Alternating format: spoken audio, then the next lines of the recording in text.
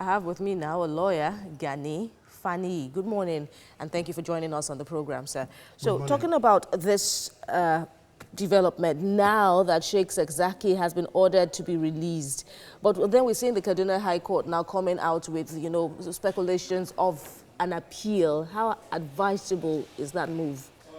Well, one thing we should know is that this is not the first time that the court will make a pronouncement on the release of El-Zakzaky on bail. The issue is that the government had never at any time obeyed the court order. Okay. So, and if you hear what the government is also saying, is that El-Zakzaky is being held for security reasons. So the court has done its own, and then the state is now saying that, look, this is precisely our position. So as it is, it's like the prosecution is not willing to release El-Zakzaky. I've had the governor of Kaduna State said and threatened at the time that the state is waiting for his release because he has questions to answer. Okay, but let's understand this now, and you know, the controversy surrounding this issue. The Federal High Court is also sitting over the El-Zakzaky matter, this in Abuja. Now, this is a state high court affair, and now it wasn't even an appeal. It was not even a bail. It was an application for him to travel. Very well. So, so what happens now? Are you saying that the DSS will still have to hold him on a little longer? No, you see, what happens is that the counsel to El-Zakzaky has gone to court on the basis of the fact that my client is sick and he needs medical attention outside of the shores of this country. And the application has been heard. And granted. And granted. It's now left to whoever that is holding on to El-Zakzaky to go to the place and say, okay, yes, I'm obeying the court orders. Because the counsel and the court cannot go beyond what it has done. It has made an order. And what we call the rule of law must prevail. It must prevail. And parties are bound, looking at what the lawyers have said yesterday, parties are bound because the sheikh and the wife are not going alone. Officials, state officials, you know, must accompany them to be sure that they go to India and return to Nigeria for their trial. Does this encompass all the controversies, all the issues and concerning this particular trial? I think the trial has not started at all. Okay. These are preliminary issues.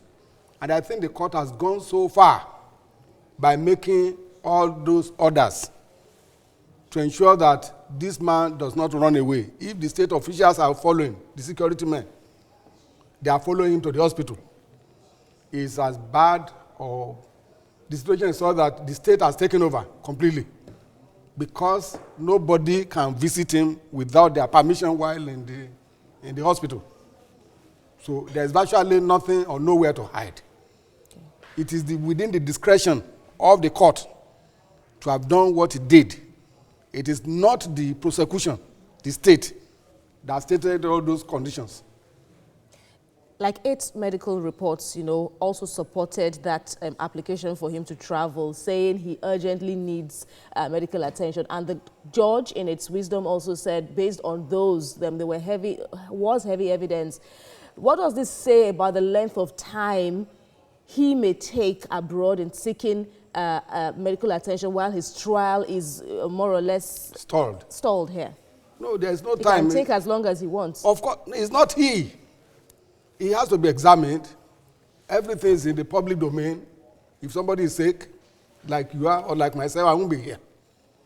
It's always a strong condition when you are granting bail. If somebody is sick, it's a person that is alive that could be prosecuted. Trial, right. It's always ensured. Immediately the issue of health comes in. All right. Certainly, it weighs on the judge. All right. As it is the living that stands for trial. Legal practitioner Gani Fani, thank you so much for your analysis. It's my pleasure. Joining me now is a lawyer, Gani Fani, to give us a perspective to understanding some of these issues. It's nice to have you join us right now. Good morning. Thank you.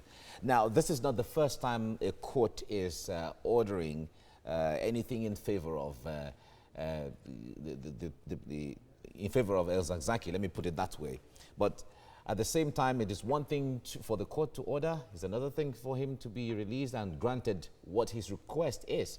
Now, this issue, when it comes to his traveling abroad for medical treatment, there is the perception from the prosecutors that he could jump bail, in fact. What would be news to me to start with is the day the government obeys the court order. This is a stage of it. The state is at liberty, as it has done hitherto, either to shun the order of the court or decide to go ahead. Okay.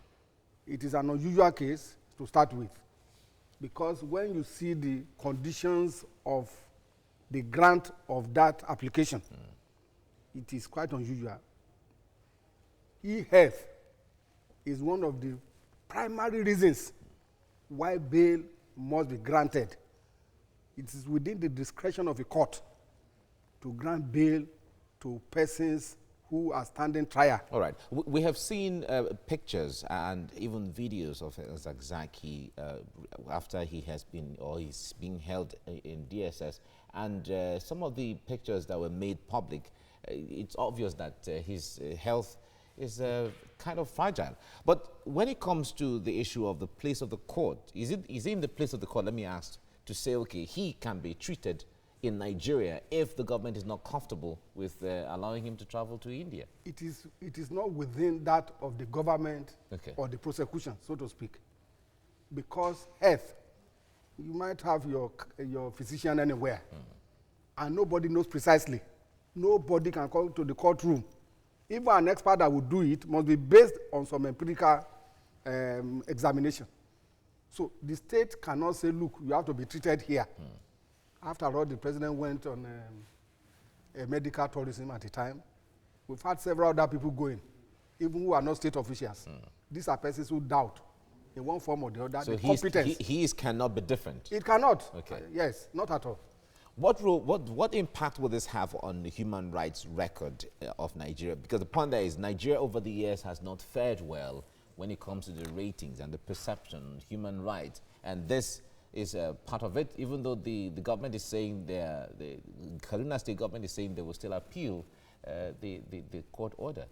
It is generally known that, and it's very unfortunate, that we have that blight of not respecting court orders. The rule of law is one of the pillars of what a democratic system should be.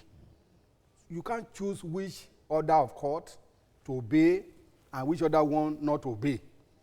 But we have seen that there is an amorphous kind of response, national security.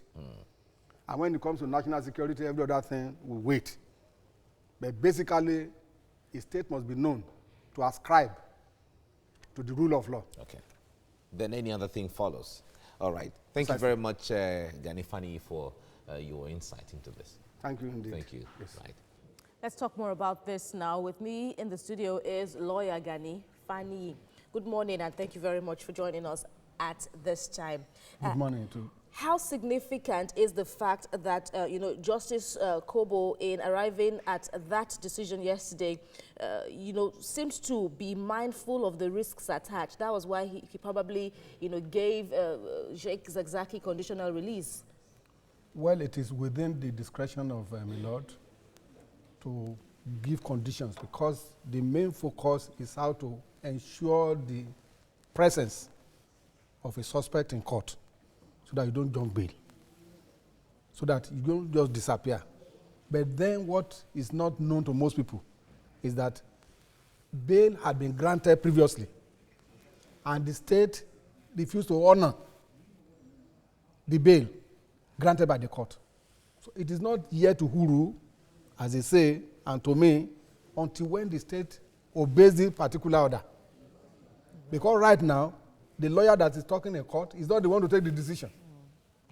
He will take it to his client, so to speak, even when it's from the DPP, to say, oh, this is the order of the court.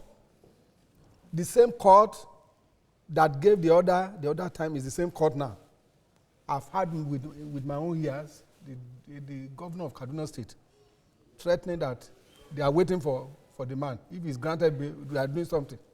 So as far as I'm concerned, until when the state now obeys this order, it is then that it is now be news to everyone. Oh, El-Zakzaky is going somewhere for treatment and all that.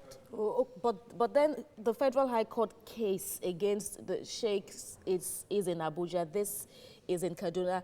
Do you see the two of them, the two orders now, or the two governments, working together to ensure that this time around the order is obeyed, or the orders are obeyed? Obviously, when you talk of the rule of law, the pillars is obedience of the court of court orders. Otherwise, nobody want to go to court. You want to do what we call self-help. So for people to have confidence in going to court, whatever you obtain by way of order, and particularly government must also be in the vanguard of ensuring that orders of court are obeyed. All right, so there is already a prescription order against the IMN, and the IMN has also gone back to court to challenge the decision of the government to ban its operations as a group. So what happens now to that case? Has it become an exercise in futility? No, it is still live, because it is not about El-Zakzaky as a person. It is about a group. But their whole protests have been around the lingering imprisonment of the sheikh and the wife. Because he is a symbol of the group.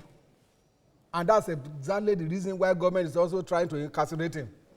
They won't just pick anybody on the street and say, oh, we are satisfied. So it is the symbol of the group. That is why he's being incarcerated. But the matter is still live in court. Because don't forget, the order of court upon which the prescription was prescribed was ex parte. Any lawyer will tell you. Now they wish to be heard. Yes, you can't take my fundamental right away through an ex parte order. You must listen to me. Whoever says I'm a terrorist, the court must be satisfied. And the authorities in Nigeria cannot do otherwise. All right. Yes. All right, Gani Fani, thank you so much for your legal analysis to this developing story. Thanks indeed. Thank you.